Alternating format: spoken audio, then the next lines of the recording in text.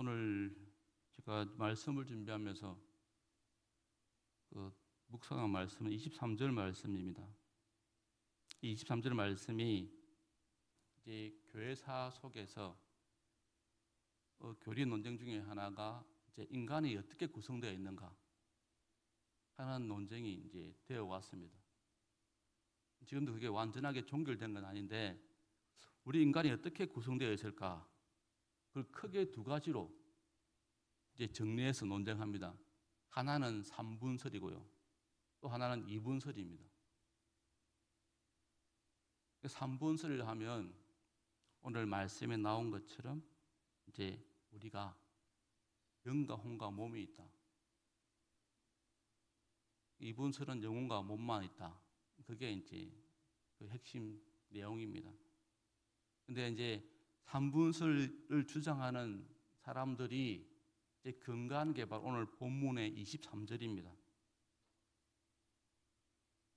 그러니까 몸과 혼과 영으로 되어 있다고 주장하는 3분설의 그 논리의 근거가 되는 말씀이 오늘 23절 말씀이라는 겁니다. 그리고 하나 더 붙이면 히브리서 4장 12절입니다. 히브리서 4장 12절에 보면 하나님의 말씀은 살았고 운동력이 있어 좌우의 날선 어떤 검보다도 예리하여 혼과 영과 및 관절과 골수를 찔러 쪼개기까지 한다. 그러니까 오늘 말씀을 근거로 해서 이제 히브리서 4장 12절을 또 보충해서 그래서 3분설이다 라고 주장하는 근거를 이제 삼고 있다는 겁니다. 오늘 다시 23절 읽어드리면 온 영과 혼과 몸이 우리 주 예수 그리스도께서 강림하실 때 흠없게 보존되기를 원하노라. 이 말씀이 이제 근거가 된다는 겁니다. 그러니까 이 두 구들이 이제 3분설 주장하는 사람들이 가장 확고한 근거가 되어주고 있는 말씀이라는 겁니다. 근데 성경을 보면요, 정확하게 구분하고 있지 않습니다. 원어로 보면, 헬라로 보면 영이라는 퍼뉴마, 또 혼이라는 푸시케, 이게 딱 정확하게 딱 나누어서 쓴 게 아니라 혼용되어 쓰고 있습니다. 그러니까 이게 이 영과 혼이라는 게 퍼뉴마와 푸시케가 명확하게 구분되어 쓰는 게 아니고 그냥 혼용되어 쓰고 있다는 겁니다. 근데 이제 주님께서 마태복음 10장 28절에 보면 몸은 죽여도 영혼은 능히 죽이지 못하는 자들을 두려워 말고 오직 몸과 영혼을 능히 지옥에 멸하시는 자를 두려워하라. 이제 이 말씀이 이제 2분설의 또 주쟁 근거가 되고 있습니다.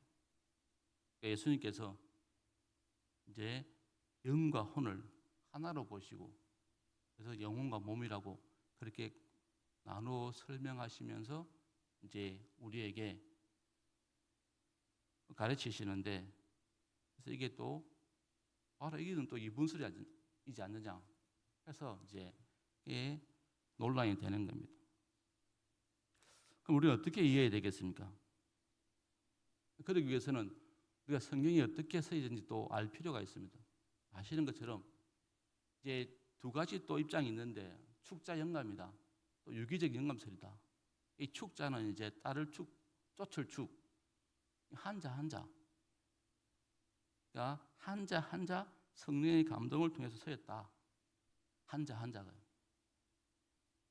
우리가 1점 희력도 버릴 게 없다 할 수 있는 그렇게 할 수 없도록 성령께서 한자 감동해서 이제 서게 했다. 그러니까 성경이 한자 성령의 감동을 통해서 서였다고 믿는 게 이제 축자 영감설입니다. 또 유기적 영감설은 쉽게 말하면 그냥 큰 틀, 이 기자가 틀기자 아닙니까? 그러니까 그냥 큰 틀에서 그냥 하나님의 뜻을 말씀하시고 그 한자는 그냥 그 사람의 상황에 맞게 그 사람이 가지고 있는 전이에 맞게 썼다. 그러니까 뭐 아빠라 쓸지 아버지라 쓸지 성경 축자에 가면 그냥 아버지라는 단어를 쓰라고 이제 감동했다는 거고 또 유기적 영감처럼 그냥 아빠라 쓸지 아버지라 쓸지 그거는 그 사람이 쓰는 사람 뭐 어떤 상황에 맞게 서게 했다. 하지만 근본적인 그 틀은 다르지 않다라는 이야기입니다. 근데 중요한 것은 이제 그러면 어떻든 성경이 나에게 주는 말씀이 되려면 무엇보다 우리에게 또 성령의 감동이 있어야 됩니다. 그렇지 않겠습니까? 그러니까 성령이 나에게 주는 말씀이 되려면 동일하게 그 성경에 서있던 그 때의 감동이, 그때의 성령의 역사하심이 똑같이 오늘 나의 상황에 맞게 그 말씀을 이해할 수 있도록 감동해 주셔야 된다는 겁니다. 그건 거부할 수 없다는 겁니다. 어떻게 서있었든 성경에 쓸 때의 그 감동하심이 지금 동일하게 나에게 오늘 말씀을 읽을 때 이 상황에 맞게 내가 이 성경을 바르게 적용할 수 있게 동일하게 성령의 감동이 있어야 된다는 겁니다. 그러니까 무조건 이제 우리가 성경의 권위를 인정하기 위해서 성경이 한자 한자 하나님의 감동으로 써졌다. 그러면 어떤 문제가 생기냐면요. 하나님의 말씀을 문자에 그냥 매이게 하게 된다는 겁니다. 성경의 감동이 한자 한자, 성경이 한자 한자 하나님의 감동을 섞기 때문에 문자 그대로 이해해야 된다. 그러면 이제 문자주의에 빠지게 됩니다. 하나님의 뜻보다는 글자에 매여서 글자를 이제 우상시하는 그런 모습에 빠지게 된다는 겁니다. 그러니까 성경 자체를 이제 우상시해버려야 된다는 겁니다. 그러면 또 뭐가 문제됩니까? 제가 방금 말한 것처럼 내가 말씀을 볼 때 이 내 상황에 맞게 성령이 감동해 주셔서 바르게 풀 수 있도록 해야 되는데 문자에 매여버리면 그 만남의 사건이 무의미해진다는 겁니다. 하나님 말씀을 통해서 하나님 만나야 되는데 그 하나님과의 만남을 무시해버린다는 겁니다. 그러니까 말씀을 통해서 하나님을 만나야 되는데 문자에 매이다 보다 보면은 이 하나님과의 만남, 성령의 감동으로 내가 말씀을 잘 이해하고 또 풀어야 되는데 그게 이제 제한되어 버린다는 겁니다. 그런 것들이 이단들의 모습이지 않습니까?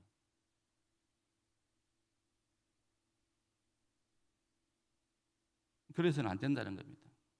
그러니까 성경이 하나님의 감동으로 쓰여졌지만 하나님의 감동으로 쓰여졌던 그때 그 성령님의 역사하심이 동일하게 지금도 필요하다는 것, 지금도 유효하다는 것, 지금도 역사하시다는 것, 그걸 부정하지 말라는 겁니다. 그러니까 성령의 감동으로 쓰여질 때 했던 그 성령님의 감동하심이 지금도 우리에게 동일하게 필요하다는 것, 그걸 우리가 잊지 말았으면 좋겠습니다.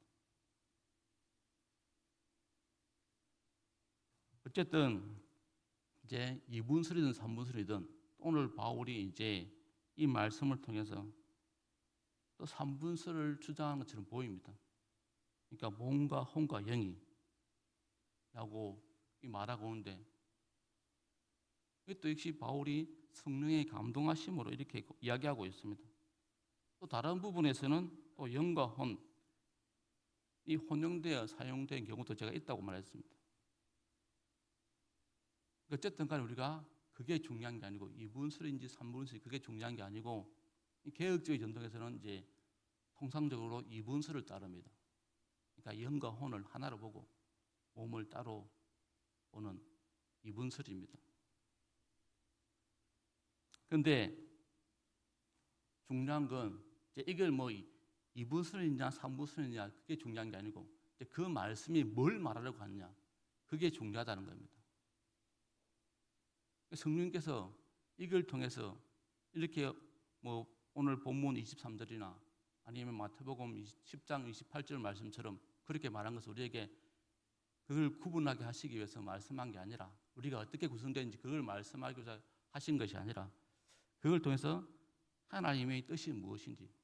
그러니까 인간의 구속 요소가 주제의 말씀이 아니고 히브리서 4장 10절 말씀 보면 뭐가 주제입니까? 핵심은 하나님의 말씀입니다. 오늘 본문도 보시면 우리가 계속해서 이제 데살로니가의 그 배경을 알지 않습니까?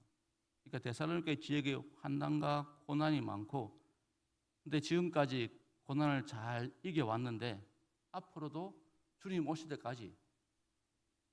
때까지 이들이 주님 앞에서 온전한 모습으로 설 수 있기를 바라는, 그러니까 주님 앞에 온전한 모습으로 지금까지 믿음을 잘 지켜왔는데 그 잘 지켰던 그 모습이 주님 재림하실 때까지 그 모습을 그대로 지켜내어서 주님 앞에 온전히 설 수 있도록 하라고 하는 그 말씀이 제 주제라는 겁니다. 다시 한번 보시면 온 영과 혼과 몸이 강림하실 때 흐뭇게 보존되기를 원하노라. 우리 인격 전체가 어쨌든 우리가 주님 오실 때까지 우리 전 인격을 지금까지 믿음을 잘 지켜왔던 것처럼 주님 오실 때까지도 이 모습을 그대로 잘 보존하기를 원한다. 그걸 지금 바울이 말하고 싶은 겁니다. 그러니까 주님 오실 때까지 우리도 마찬가지입니다. 그러니까 주님 오실 때까지, 주님 오실 때 우리의 모습이 오늘 바울이 권면한 것처럼 우리의 전 인격이 하나님 앞에 온전히 보존된 모습으로, 온전히 설 수 있기에 부끄러운 모습으로 우리가 살아야 된다는 겁니다. 우리의 전 인격이 흠없이 보존되어야 된다는 겁니다.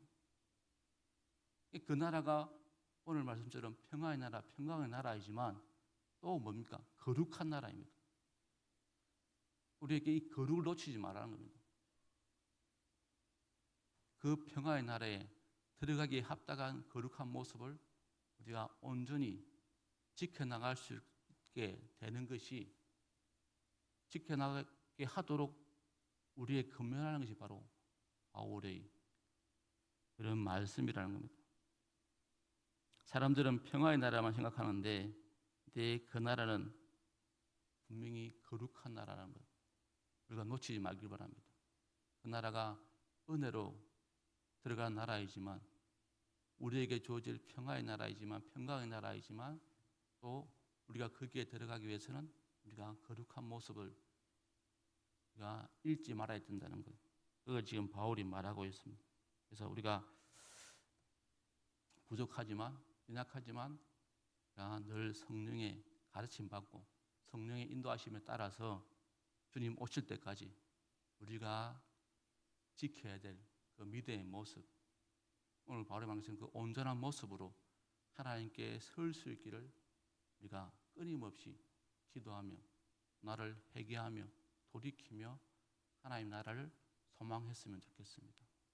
그런 삶을 살 수 있도록 우리가 바울이 말한 것처럼 정말 주님 강림하실 때 흐뭇게 우리가 보존된 모습으로 우리가 주님 앞에 설 수 있기를 우리가 구했으면 좋겠습니다.